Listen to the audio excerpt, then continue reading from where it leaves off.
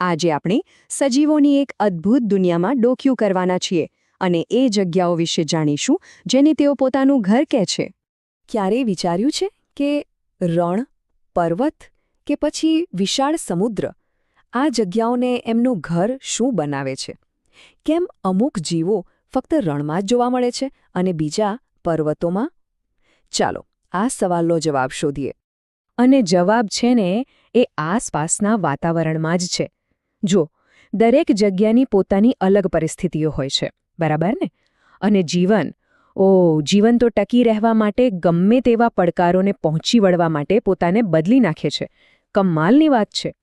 વૈજ્ઞાનિકો આ ખાસ જગ્યાઓ માટે એક શબ્દ વાપરે છે, નિવાસસ્થાન. સિમ્પલ શબ્દોમાં કહીએ તો આ એ જગ્યા છે જ્યાં સજીવને જીવવા માટે બધું જ મળી રહે છે. ખાવાનું, પાણી, હવા અને રહેવાની સલામત જગ્યા. આ જ તો જીવનનો પાયો છે, ખરું ને? તો તૈયાર છો? ચાલો આપણે પૃથ્વીના કેટલાક સૌથી અજીબોગરીબ અને પડકારજનક નિવાસ સ્થાનોની એક સફર કરીએ. જોઈએ કે ત્યાં જીવન કેવી રીતે ધબકે છે. આપણી સફરનું પહેલું સ્ટોપ રણ, જ્યાં ચારે બાજુ રહેતી જ રહેતી અને સૂરજનો આકરો તાપ. પૃથ્વી પરની સૌથી મુશ્કેલ જગ્યાઓમાંથી એક. આવી જગ્યાએ જીવન શક્ય છે? બિલકુલ. અહીં આપણને ઊંટ અને થોર જેવા અદ્ભુત જીવો જોવા મળે છે. પણ સવાલ એ છે કે આ લોકો અહીં ટકી કેવી રીતે રહે છે?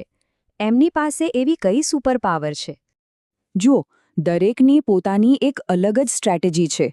ઊંટના લાંબા પગ એને ગરમ રેતીથી બચાવે છે. અને થોર? એ તો એટલો હોશિયાર છે કે પાણી બચાવવા માટે એણે પોતાના પાંદડાને કાંટા બનાવી દીધા છે.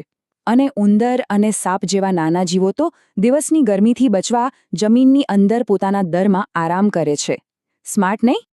ઓકે, તો રણની ગરમીમાંથી હવે સીધા જઈએ ઠંડા બર્ફીલા પર્વતો પર. અહીંયા માહોલ બિલકુલ અલગ છે અને જીવન ટકાવી રાખવાના પડકારો પણ સાવ જુદા છે. કલ્પના કરો, ઊંચા પર્વતો, પાતળી હવા અને થીજાવી દેતી ઠંડી. અહીં આપણને પર્વતીય બકરી જેવા જોરદાર પ્રાણીઓ જોવા મળે છે, જે પથરાળ ઢોળાવ પર આમ તેમ કૂદકા મારતા હોય છે. અને પેલો યાક, એના શરીર પર એકલા જાડા વાળ હોય છે કે ઠંડી એનું કશું બગાડી ન શકે. આના પરથી એક વાત તો સાફ છે. ટકી રહેવાનો ખેલ ખાલી તાપમાનનો નથી, આસપાસની જમીન અને ભૂગોળ પણ એટલા જ મહત્વના છે. જેમ કે પર્વતીય બકરીના મજબૂત પગ, જે એને પથ્થરો પર ચાલવામાં મદદ કરે છે, કે પછી શંકુ આકારના વૃક્ષો, જેમના પર બરફ ટકી જ નથી શકતો, સીધો નીચે સરકી જાય છે. બધું એકબીજા સાથે જોડાયેલું છે. સારું, જમીન પરની દુનિયા તો આપણે જોઈ. હવે ડૂબકી મારવાનો સમય છે. ચાલો સમુદ્રો અને નદીઓની અંદરની દુનિયામાં જઈએ, જ્યાં જીવનના નિયમો બિલકુલ બદલાઈ જાય છે.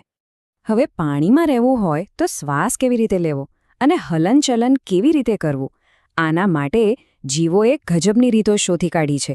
માછલીઓ પાસે ચૂઈ હોય છે શ્વાસ લેવા માટે, અને એમનું શરીર એવું બનેલું હોય છે કે પાણીમાં સરળતાથી તરી શકે.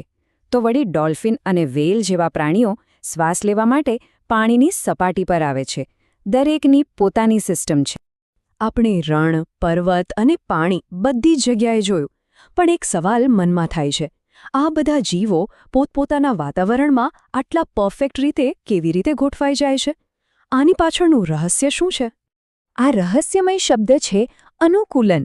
અનુકૂલન એટલે એવા ખાસ ગુણધર્મો અને આદતો જે કોઈ પણ જીવને એના ઘરમાં, એટલે કે એના નિવાસસ્થાનમાં આરામથી જીવવા માટે મદદ કરે છે. આ એક પ્રકારની સુપર પાવર જ છે. અહીં એક વાત સમજવી જરૂરી છે. અનુકૂલન અને પર્યાનુકૂલન વચ્ચે ફરક છે. અનુકૂલન એ હજારો લાખો વર્ષોમાં થતો ફેરફાર છે, જે પેઢી દર પેઢી ઉતરી આવે છે, જેમ કે ધ્રુવીય રીંછની સફેદ રૂંવાટી. જ્યારે પર્યાનુકૂલન એ ટૂંકા ગાળાનો બદલાવ છે. માની લો કે આપણે પહાડો પર ફરવા જઈએ અને શરૂઆતમાં શ્વાસ લેવામાં તકલીફ પડે, પણ થોડા દિવસમાં શરીર ટેવાઈ જાય, બસ એને પર્યાનુકૂલન કહેવાય. આ બધી વાતો આપણને એક ખૂબ જ ઊંડા અને મૂળભૂત સવાલ પર લાવીને ઊભા રાખે છે કે ખરેખર જીવંત હોવાનો મતલબ શું? એક પથ્થર અને એક નાના છોડમાં શું ફરક છે? આ કોયડો ઉકેલવા માટે ચાલો વિચારીએ કે એક નાનકડું બીજ અને એક માણસ, આ બંનેમાં શું સમાનતા હોઈ શકે? વાત એમ છે કે જીવંત થવા માટેના કેટલાક પાક્કા નિયમો છે, જાણે કે એક ચેકલિસ્ટ. જો કોઈ વસ્તુ આ બધા નિયમોનું પાલન કરતી હોય તો એ જીવંત છે, પછી ભલે એ માછલી હોય કે ગુલાબનો છોડ. જેમ કે વૃદ્ધિ, દરેક જીવંત વસ્તુ સમય જતાં મોટી થાય છે, એમાં વિકાસ થાય છે. એક નાનકડું બાળક મોટું થઈને પુખ્ત બને છે, અને એક નાનું બીજ એમાંથી એક મોટું ઝાડ બની જાય છે. આ જ તો જીવન છે. અને હા, કદાચ સૌથી જરૂરી વસ્તુ પ્રજનન. દરેક સજીવ પોતાના જેવો જ બીજા જીવને જન્મ આપે છે, જેથી એમની જાતિ આગળ વધતી રહે. આ પ્રક્રિયા વગર તો પૃથ્વી પર જીવન જ અટકી જાય. તો આપણી આ આખી સફરનો સાર શું છે? ચાલો ફટાફટ એક નજર કરી લઈએ કે આપણે શું શું સમજ્યા. આપણે કેટલાક મહત્વના શબ્દો સમજ્યા. નિવાસસ્થાન એટલે કે સજીવનું કુદરતી ઘર, અનુકૂલન એટલે કે ટકી રહેવાની સુપર પાવર, અને વૃદ્ધિ અને પ્રજનન જેવા જીવનના મૂળભૂત નિયમો.